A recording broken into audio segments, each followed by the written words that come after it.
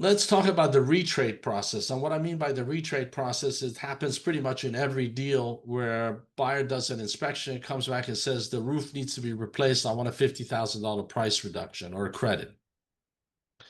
So Section 9.1 of the AIR contract provides what we call is a passive approval, meaning if the buyer does not actively disapprove of a contingency, then the buyer is deemed to have approved of that contingency.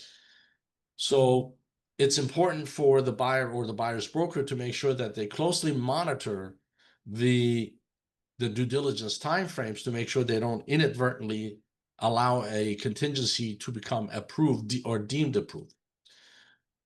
So the way the contract works is that buyer's disapproval or conditional approval is considered a disapproval. Now, the buyer concurrently with the disapproval or conditional approval can ask for price reduction or credit, can ask the seller to perform some kind of repair, ask for more time for either the contingency or more time for closing or anything else.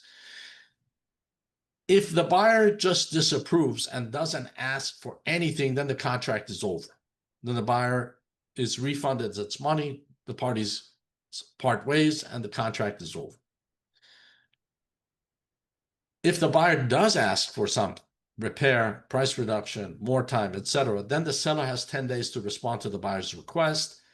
If the seller accepts the buyer's request, that automatically amends the contract. So you don't have to go through the process of getting escrow to prepare a separate amendment. The acceptance automatically amends the contract, provided the seller's acceptance of the buyer's request is without modification. If the seller doesn't do anything, is silent for 10 days, then the seller is deemed to have rejected the buyer's request, and then the buyer then has 10 days to decide to cancel the deal and get its money back, or accept the seller's response if there was a response, or withdraw buyer's request and go back to square one. So ultimately, the buyer is the one who's driving this process. The buyer gets the last word in this back and forth. And the reason for that is the buyer who's more likely to be at risk and more likely to be suing. So this gives the buyer a lot of leeway to try to renegotiate something that the buyer's unhappy with. A lot of sellers don't like this back and forth. You can eliminate this back and forth altogether and modify the contract, provide that if the buyer disapproves, the contract is over, or reduce the time frames. Now, the time frames can be reduced pretty dramatically, and it probably is not an unfair thing to a buyer, because most buyers really don't need that much time to approve. But the reason these timeframes are so long is to allow the parties to work out a deal. So if you, as a seller, you think this is too long, you can modify the contracts by going in there and altering the actual text of the contract to reduce the timeframes or eliminate this back and forth process altogether.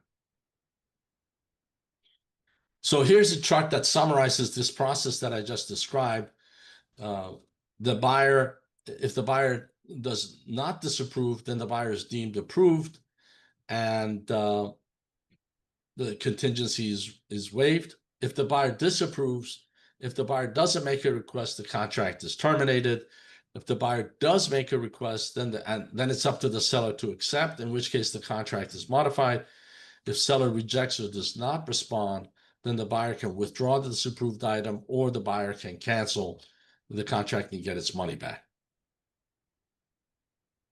So this is in there primarily to make sure that the deal can be made, which is really beneficial for the buyer and the brokers, because the brokers are the ones who worked hard to put the deal together, and they don't want to see the deal evaporate into thin air just because the seller has and the buyer have something to work out as a retrade process.